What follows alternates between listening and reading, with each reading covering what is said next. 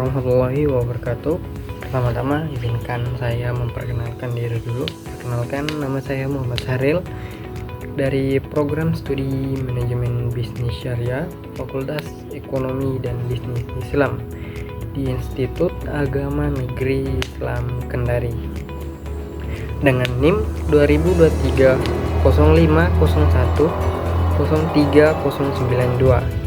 Nah, pada kesempatan kali ini saya akan memaparkan materi mengenai metode perhitungan yang sering digunakan di setiap organisasi maupun perusahaan untuk menciptakan biaya perhitungan yang akurat dan lebih efisien. Nah, di sini saya akan menjelaskan mengenai activity based costing. Nah, activity based costing ini merupakan alternatif lain yang bisa diambil terhadap metode pembiayaan tradisional atas biaya overhead. Nah, konsep ini muncul karena dianggap metode tradisional tidak tepat dalam mengalokasikan biaya overhead ke produksi hanya dengan mengandalkan dasar bahan langsung, upah langsung maupun unit produksi saja. Nah, di lain itu pengertian metode activity based costing ini pada dasarnya merupakan penentuan harga pokok produk yang diajukan untuk mengajukan informasi harga pokok produk secara cermat untuk kepentingan manajemen dengan mengukur secara cermat konsumsi sumber daya dalam setiap aktivitas yang digunakan untuk menghasilkan sebuah produk. Nah, activity based costing ini merupakan sistem akumulasi biaya dan pembebanan biaya ke produk dengan menggunakan berbagai cost driver. Dilakukan dengan menelusuri biaya dari aktivitas dan setelah itu menelusuri biaya dari aktivitas ke produk. Nah, tujuan dari activity based costing ini, nah pada awal pengembangannya ABC ini digunakan dalam perusahaan manufaktur yang memproduksi berbagai macam produk dengan biaya overhead yang cukup tinggi. Nah, pada awal pengembangannya, activity based costing ini digunakan dalam perusahaan manufaktur yang memproduksi berbagai macam produk dengan biaya overhead yang cukup tinggi.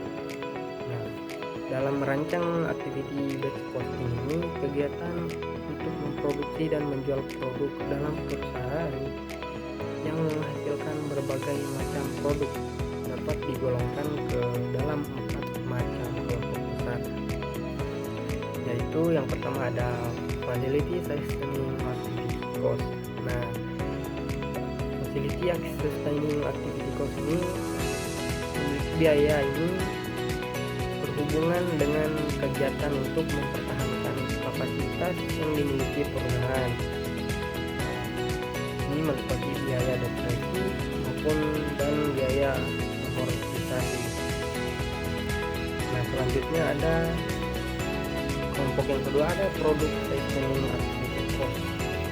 Nah, biaya ini berhubungan dengan penelitian dan pengembangan produk tertentu dan biaya-biaya untuk mempertahankan produk untuk tetap dapat dipasarkan. Nah, kelompok yang ketiga ada batch activity cost. Nah, kelompok yang ketiga ini merupakan biaya yang berhubungan dengan jumlah batch produk yang diproduksikan. Dan yang terakhir ada unit level activity cost. Nah, biaya ini dipengaruhi oleh besar kecilnya jumlah unit produk yang dihasilkan dalam sebuah perusahaan. Nah, selain itu, ternyata activity based costing ini memiliki beberapa manfaat dan keterbatasan. Nah, pertama kita akan membahas manfaat yang dimiliki oleh activity based costing ini. Yang pertama ada menentukan harga pokok produk secara lebih akurat. Nah, activity based costing ini digunakan untuk salah satunya untuk menentukan harga produk secara lebih akurat, terutama untuk menghilangkan adanya subsidi silang sehingga tidak ada lagi pembebanan harga pokok jenis tertentu yang terlalu tinggi atau overcosting dan tidak terlalu rendah atau undercosting. Nah, manfaat yang dimiliki activity based costing ini yang kedua adalah memperbaiki pembuatan keputusan. Dengan menggunakan activity based costing ini tidak hanya menyajikan informasi yang lebih akurat mengenai biaya produk, tetapi juga memberikan informasi bagi manajer tentang aktivitas yang menyebabkan timbulnya biaya, khususnya biaya yang tidak langsung, yang merupakan hal penting bagi manajemen dalam pengambilan keputusan, baik mengenai produk maupun dalam mengelola aktivitas, sehingga dapat meningkatkan efisiensi dan efektivitas usaha. Nah, manfaat yang ketiga itu mempertinggi pengendalian terhadap biaya overhead. Nah, biaya overhead yang disebabkan oleh aktivitas yang terjadi di perusahaan. Nah, selanjutnya kita akan membahas mengenai keterbatasan yang dimiliki activity based costing ini. Yang pertama, sistem activity based costing ini menghendaki data-data yang tidak biasa dikumpulkan oleh suatu perusahaan, seperti jumlah sit up, jumlah dan jumlah order yang diterima. Nah, kekurangan yang kedua pada alat ini pengalokasian biaya overhead pabrik seperti biaya asuransi dan biaya penunjukan pabrik lebih sulit dilakukan secara akurat karena makin banyaknya jumlah pusat aktivitas. Nah, dalam penerapan activity based costing ini tentu saja memiliki beberapa tahap. Yang pertama yaitu mengidentifikasi aktivitas pengidentifikasian aktivitas seperti menghendaki adanya daftar jenis-jenis pekerjaan yang terdapat dalam perusahaan yang berkaitan dengan produksi. Nah, tahap kedua biasanya membebankan biaya aktivitas setiap kali suatu aktivitas yang sudah ditetapkan, maka biaya pelaksanaan aktivitas tersebut harus ditentukan. Nah, yang ketiga kita perlu menentukan aktiviti driver langkah, yaitu kita perlu merupakan faktor penyebab pengendali dari aktivitas tersebut. Ya, langkah selanjutnya kita perlu menentukan activity driver, yaitu untuk masing-masing aktivitas yang menjadi penyebab pengendali dari aktivitas tersebut. Nah, langkah selanjutnya kita perlu menentukan tarif. Dalam menentukan tarif ini, total biaya dari setiap aktivitas dibagi dengan total activity driver yang digunakan untuk aktivitas tersebut.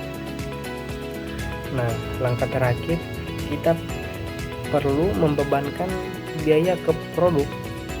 Nah, yaitu dengan kita mengkalikan tarif yang diperoleh untuk setiap aktivitas tersebut dengan aktivitas driver yang dikonsumsi oleh tiap jenis produk yang diproduksi.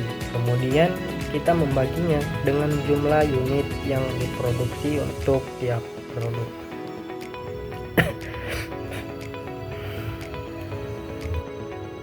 Nah, selanjutnya kita akan membahas mengenai keunggulan yang dimiliki dari activity based costing ini. Nah, activity based costing ini memiliki beberapa keunggulan. Salah satunya adalah adalah biaya produk yang lebih realistik. Nah, khususnya pada industri seperti industri manufaktur, teknologi tinggi di mana biaya overhead adalah merupakan proporsi yang signifikan dari total biaya. Nah, keunggulan yang kedua adalah semakin banyak biaya overhead dapat ditelusuri ke produk. Nah, dalam pabrik modern seperti yang kita ketahui, terdapat sejumlah aktivitas non-lantai pabrik yang berkembang. Nah, analisis sistem biaya seperti activity based costing itu sendiri tentu saja memberi perhatian pada semua aktivitas sehingga biaya aktivitas yang non-lantai pabrik itu dapat ditelusuri. Nah, keunggulan yang ketiga itu sistem biaya di activity based costing ini mengakui bahwa aktivitaslah yang menyebabkan biaya, bukan produk. Nah, dan produklah yang mengkonsumsi aktivitas. Nah, dan keunggulan yang selanjutnya ada sistem biaya activity based costing ini memfokuskan perhatian pada sifat real dari perilaku biaya dan membantu dalam mengurangi biaya dan mengidentifikasi penyebab yang menyebabkan under costing. Nah, keunggulan selanjutnya bahwa sistem activity based costing ini mengakui bahwa kompleksitas dari diversitas produksi yang modern dengan menggunakan banyak pemicu biaya.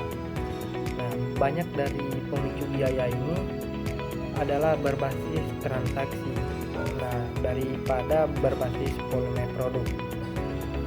Nah, selanjutnya sistem biaya ABC ini memberikan suatu indikasi yang dapat diandalkan dari biaya produk variabel jangka panjang yang tentu saja relevan terhadap pengambilan keputusan yang strategis. Nah, sistem activity based costing ini tentu saja cukup fleksibel untuk menelusuri biaya ke proses pelanggan, area tanggung jawab manajerial, dan juga biaya produk. Nah, sistem ABC atau activity based costing ini akan menghilangkan aktivitas-aktivitas dan waktu yang tidak memiliki nilai tambah pada proses pembuatan sebuah produk. Nah, pasti teman-teman bertanya-tanya, kenapa sih kita harus menggunakan sistem activity based costing ini dibanding menggunakan sistem biaya tradisional? Nah, karena suatu temuan dalam sebuah buku akuntansi bahwa menjelaskan bahwa biaya tradisional adalah ketidaktepatan dalam menggunakan informasi biaya untuk menjalankan suatu pabrik manufakturing. Nah, hal ini berbeda dengan sistem activity based costing yang memberikan informasi biaya yang tentu saja lebih akurat.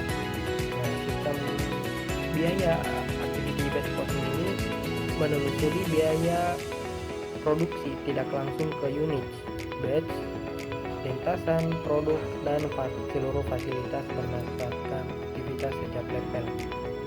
Metode penentuan biaya ini menghasilkan biaya akhir produk yang lebih akurat dan lebih realistis dibanding